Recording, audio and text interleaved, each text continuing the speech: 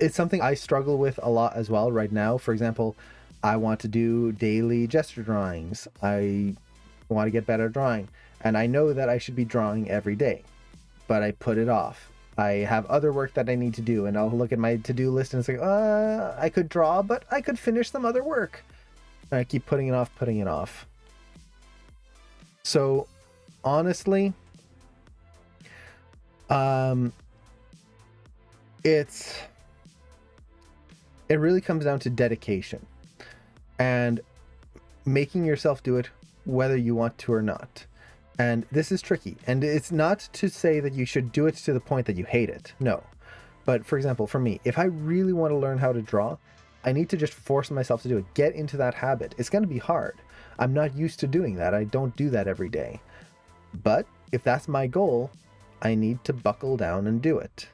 And there's a lot of different techniques you can use to motivate yourself to do that. So for some people, it's using, for example, the Pomodoro technique. So for anyone who doesn't know that, it's basically you work for 20 minutes and then you take a 5-minute break. And then you work for 20 minutes, take 5-minute breaks. You do that 4 times. And then on the 4th break, it's 15 minutes. And then you keep repeating. So you're not working for long periods of time. It avoids you kind of burning out or feeling like things are just like you have to sit down for 3 hours at a time or something. It's 20 minutes. If I can do 20 minutes, take a break and then come back. It actually works pretty well. I use that quite often, especially for longer projects. I feel it makes the time pass more quickly and you kind of stay refreshed. So let me type in the chat. There's free timers. You just need to do a Google search. Pomodoro technique. So that's one way. Another way is making sure that you give yourself a reward for doing what you want to do. So this is something I used to do when I first started learning animation and trying to get myself into good, healthy habits. Hey, I pronounced it correctly. Hey, I'm glad. I'm glad I got the approval. A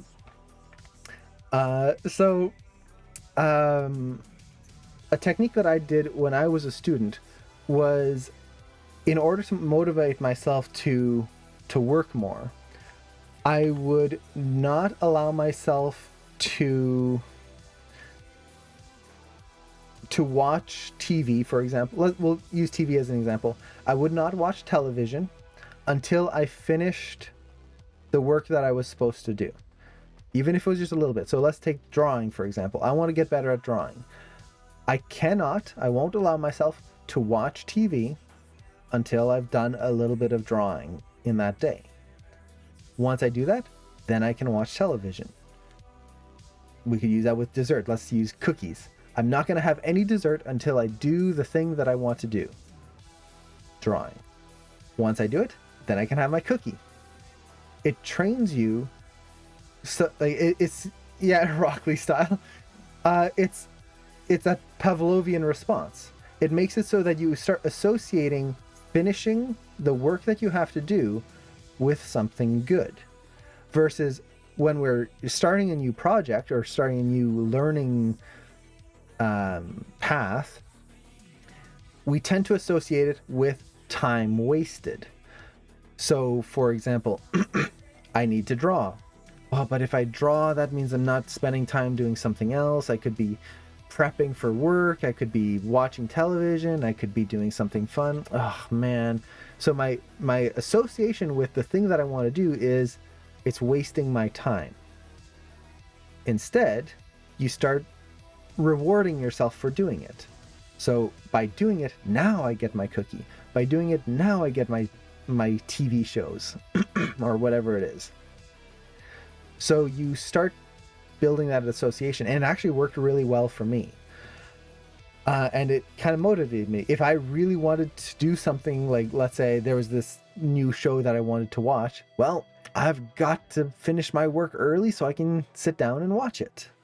And over time, that really helped. And there's all sorts of techniques like that. But really, all it comes down to, it makes it sound easy. All it comes down to is dedication. You you don't want to wait for inspiration whenever you are trying to learn something new or do something. And this goes for anything: learning animation, learning drawing, learning sculpting, learning modeling, whatever you want to learn, learning how to bake. It comes down to dedication. Inspiration is fleeting. Inspiration, you're going to feel it one day and go, oh man, I really want to create this. I really want to animate. Let's dive in. And you keep going and going, but then it fades. And eventually you don't feel like doing it anymore. And you stop. Inspiration is fleeting. Dedication. Learning to push yourself to do this, even though you right now don't feel like it.